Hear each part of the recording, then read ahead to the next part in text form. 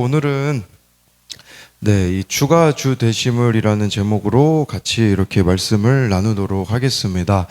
CCM 찬양 중에 주가 주 되심을이라는 찬양이 있습니다.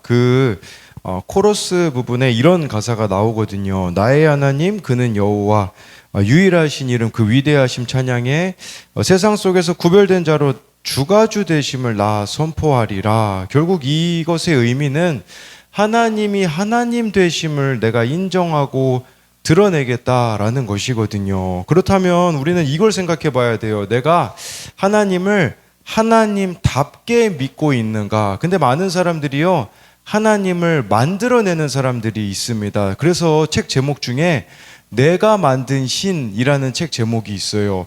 그러니까 하나님을 하나님답게 믿는다라는 것은 우리가 말씀답게, 말씀의 나를 비추어서 맞추어 가야 되는데, 근데 우리는 그냥 내가 원하는 모습으로 하나님을 재단하고 있지 않는가?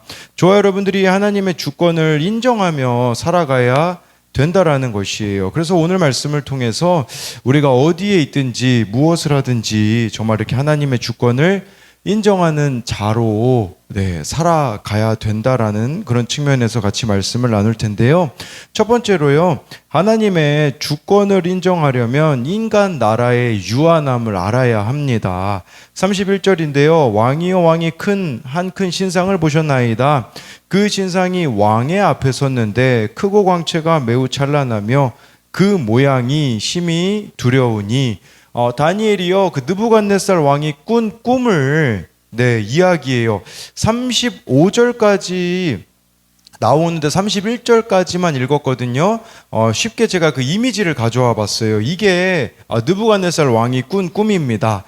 그래서 설명을 드리면, 여기 32절하고 33절 설명은 머리는 순금으로 됐고요, 가슴과 팔은 은으로 되었고요, 배와 넓적다리는 노수로 되었고, 종아리는 쇠, 발은 쇠와 진흙으로 돼 있었다. 이게 바로 느부갓네살 왕이 꾼 꿈이에요. 34절하고 35절은요, 이렇게 보시면 돼요. 두 번째 이미지를 보면 알겠지만 저 돌이 하나가 갑자기 떠오르잖아요. 이 돌 하나가 오더니 신상의 발을 산산이 부수어 버렸다라는 것이에요. 그래서 이 돌은 커다란 산이 되어 온 세상을 가득 채우게 되었다라는 것이에요. 이 신상을 손대지 않은 돌이 부셔버렸다. 이제 이렇게 이해하시면 되는 거죠. 그래서 이것에 대한 이제 해석을 다니엘이 시작하는데요. 37절, 38절에 보면요.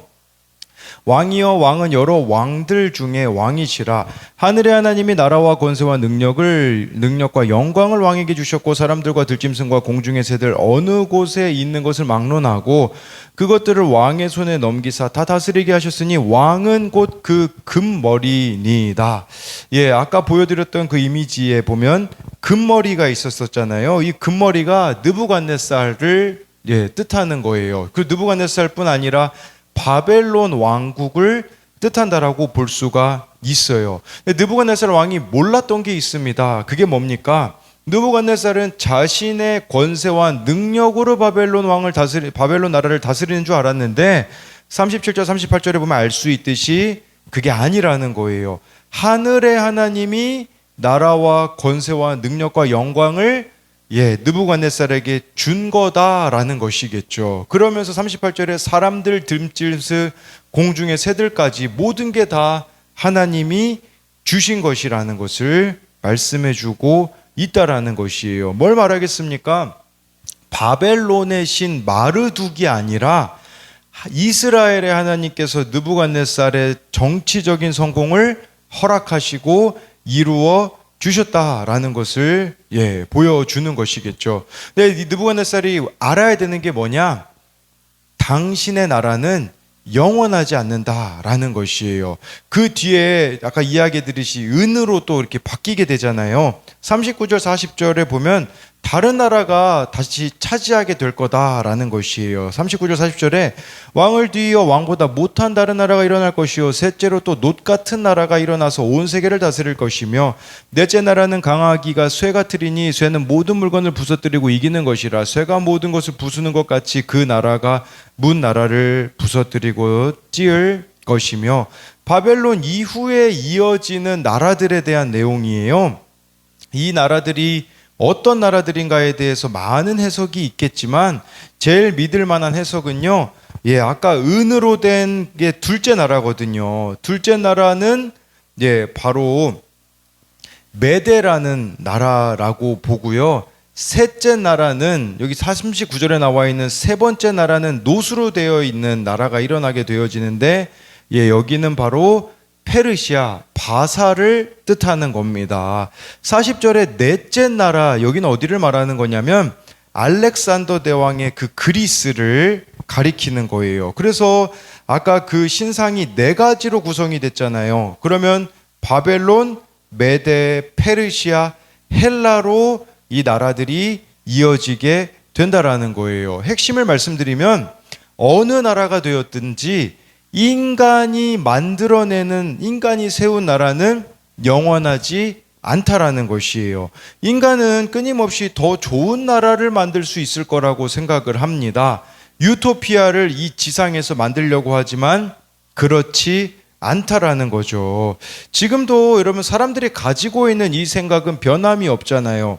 그러나 여러분 인간이 만들어내는 나라는 어떻습니까? 지금 여러분들이 살고 있는 현재를 보십시오. 불균형과 여러 가지 어려움들이 있다라는 것이에요. 문제는 무엇이냐면 우리가 이 세상 나라의 가치관의 영향을 너무나도 많이 받는다라는 것이에요. 마치 이 땅에서 영원히 살 것처럼 살아가는 사람들이 있다라는 것을 보여주는 것이겠죠. 이 세상이 전부인 것처럼 살아간다면 그것은 바로 문제다라고 볼 수가 있습니다. 우리는 하나님 나라의 가치관을 두고 살아가기 때문에 구별되어서 살아가야 된다라는 것을 봐야 한다라는 거죠. 순교하신 짐 엘리엇 순교사님은요, 이런 말씀을 자신의 일기장에 적었어요. 영원한 것을 위해 영원하지 않은 것을 버리는 사람은 결코 바보가 아니다라고 하였거든요. 근데 우리는 어떻습니까? 영원하지 않은 것을 위해 영원한 것을 오히려 우리는 버리고 있지 않는가, 이것을 생각해 봐야 한다라는 것입니다. 그래서 이것에 대한 적용 질문은 내가 여전히 집착하고 미련을 두는 세상의 것들은 무엇입니까? 나는 하루의 시작과 끝을 무엇으로 시작해서 무엇으로 마치고 있습니까? 이렇게 물어보는 것은요, 그냥 세상 가치관으로 시작해서 세상 가치관으로 혹시 끝내고 있지는 않는가를 물어보고 있는 질문입니다. 두 번째로요, 하나님의 주권을 인정하려면 영원한 하나님 나라의 소망을 두어야 합니다. 43절부터 45절인데요. 왕께서 새와 진흙이 섞인 것을 보셨은즉 그들이 다른 민족과 서로 섞일 것이나 그들이 피차에 합하지 아니함이 새와 진흙이 합하지 않은 것 같으리이다. 이 여러 왕들의 시대에 하늘에 하나님이 한 나라를 세우시리니 이것은 영원히 망하지도 아니할 것이요 그 국권이 다른 백성에게로 돌아가지도 아니할 것이요 도리어 이 모든 나라를 쳐서 멸망시키고 영원히 설 것이라.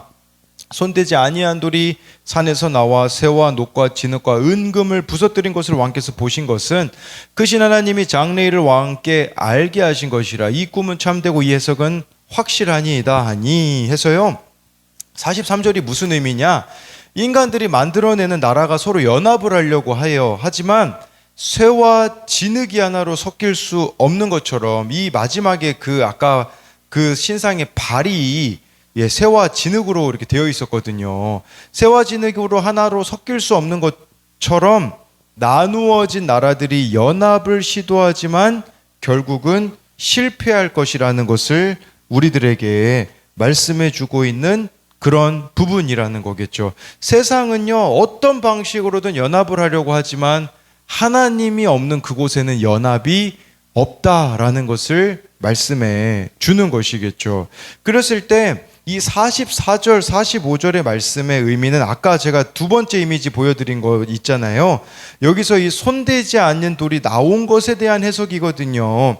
그래서 이 손대지 않는 돌이 뭘 의미하는가? 큐티인 본문 해설에는 예수 그리스도를 가리킨다라고 해석을 합니다. 결국 마지막 날에는 예수님이 모든 나라를 심판하실 것이라는 의미예요. 즉 하나님이 세우시는 나라는 영원히 망하지 않고 모든 나라를 쳐서 멸망시킨다라는 것이에요. 그리고요, 이 손대지 아니한 돌을요, 예수님으로도 해석할 수 있지만 또 한 가지 의미가 있어요. 이것은 구약 말씀에 비춰보면 떠올릴 수 있는 말씀이 있는데 신명기 27장 5, 6절입니다. 또 거기서 내 하나님 여호와를 위하여 제단 곧 돌단을 쌓되 그것에 쇠연장을 대지 말지니라. 너는 다듬지 않은 돌로 내 하나님 여호와의 제단을 쌓고 그 위에 내 하나님 여호와께 번제를 드릴 것이며, 하나님을 예배하기 위해 돌 제단을 쌓을 때요, 다듬지 않는 돌로 쌓으라고 말씀하셨어요. 즉 인위적인 돌로 깎아서 만든 제단이 아니라는 거예요. 이 손대지 않았다라는 거, 손대지 않은 돌은 아무 치장이나 조작이 가해지지 않는 것을 의미해요. 즉 아무런 인위적인 첨가가 없다라는 것은 뭘 말해주는 것이냐면, 저와 여러분들이 이렇게 손대지 않는 돌이라는 것은 하나님께 나아갈 때요, 꾸미거나 화장하지 말고 있는 모습 그대로 삶을 가지고 나아오라는 것을 말씀해주고 있습니다. 세상 나라 가치관은요, 이것을 거절합니다. 거부합니다. 있는 모습 그대로 나아가는 것을 거부하죠. 그러나 저와 여러분들은요, 이 손질이 가해지지 않는 돌이 커다란 신상을 부수게 되듯이 크고 대단하고 화려한 것이 아니라, 저와 여러분들은요, 가공과 손질이 더해지지 않는 것에 의해 세상에 놀라운 나라가 무너진다라는 것은 있는 모습 그대로 하나님께 나아가라는 의미예요. 어디에 있든 무엇을 하든 하나님께 그대로 나아가라는 것이에요. 그렇기 때문에 저와 여러분들이 있는 모습 그대로 하나님께 나아가기 위해서 하고 있는 게 뭡니까? 말씀 묵상이지 않습니까? 정말 말씀을 통해 내 모습을 정직하게 있는 모습 그대로 비추어 보고 그 가운데 하나님께서 주신 마음에 순종하며 살아가는 게 아니겠습니까? 그러면 이 세상을 이길 수 있다라는 뜻입니다. 그런데 우리는 현실만 크게 보기에 얼마나 원망과 불평이 많은지 모릅니다. 바벨론에 다니엘과 세 친구가 포로로 잡혀왔지만 이 다니엘과 세 친구가 지금 끊임없이 이 바벨론 땅에서 하고 있는 게 뭡니까? 하나님께 있는 모습 그대로 나아가는 것이에요. 그때 하나님께서 일하시고 다스리시는 것을 보고 있지 않습니까? 46절부터 49절을 마지막으로 보면요, 따로 읽어드리지는 않겠습니다. 그런데요, 전 이 46절부터 49절까지를 한마디로 이렇게 말하고 싶습니다. 속지 말아라 라고 볼 수 있어요. 느부갓네살 왕이 막 다니엘에게 있잖아요, 엎드려 절하고 하나님을 찬양하는 것 같지만, 느부갓네살이 다니엘을 아무리 높여준다고 할지라도, 새 친구들을 지방 관리로 삼았다고 할지라도 속지 말라는 것이에요. 여러분, 이 2장의 마지막 부분인 46절 49절까지 이 부분은 다니엘과 세 친구가 높아졌다에 초점이 있지 않습니다. 제가 이렇게 말씀드릴 수 있는 이유는요, 바로 다음 장인 다니엘 3장으로 넘어가면 어떤 일이 벌어집니까? 다니엘의 세 친구는요, 풀무불에 들어가게 되어지거든요. 느부갓네살이 그렇게 높여주었지만 풀무불이 기다리고 있고, 다니엘은 이후에 무엇이 기다리고 있습니까? 사자굴이 기다리고 있는 거죠. 세상 권세는 그렇습니다. 오늘 좋았다가 내일 하락할 수밖에 없는 것이에요. 높은 위치에 앉게 되었다에 초점이 있는 게 아니라, 이 다니엘과 세 친구에게 더 중요한 것은 이들은 바벨론이라는 낯선 땅에서도 하나님의 주권을 확고하게 붙잡고 살아가고 있다라는 것이에요. 자신들의 처지와 상관없이 하나님의 하나님 되심을 믿고 살고 누림으로 하나님의 살아계심을 보여주는 증인이라는 것이겠죠. 그렇기에 이게 참 역설적이에요. 뭐가 역설적이냐? 이들은 바벨론에 사로잡혀 온 자들이지만 자유한 자들이라는 것이겠죠. 사탄은 저와 여러분들을 끊임없이 사로잡으려고 할 것입니다. 그러나 내가 어디에 있든지 무엇을 하든지 그곳에서 저와 여러분들이 주가주 되심을 인정하며 고백하며 나아갈 때에 자유인으로 살아가게 될 것이라는 것을 기억해야 한다라는 것입니다. 그래서 이것에 대한 적용 질문도요. 날마다 말씀에 나를 비추어서 있는 모습 그대로의 나의 모습을 보고 있습니까? 그렇기에 오늘도 십자가의 은혜를 구합니까? 정말 우리가 이 아까 손대지 않는 돌과 같이 있는 모습 그대로 하나님 앞에서 내가 보며 돌이키며 살아가고 있는가를 묻고 있는 것이고요. 또 한 가지 질문은요.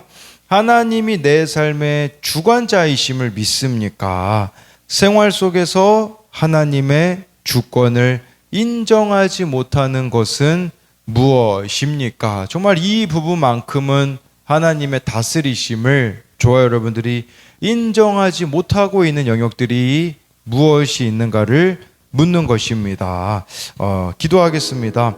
살아계신 하나님, 정말 오늘 말씀 가운데 하나님은 느부갓네살 왕의 꿈을 다니엘에게 가르쳐 주셨는데 그것은 인간의 나라는 영원하지 않다는 겁니다.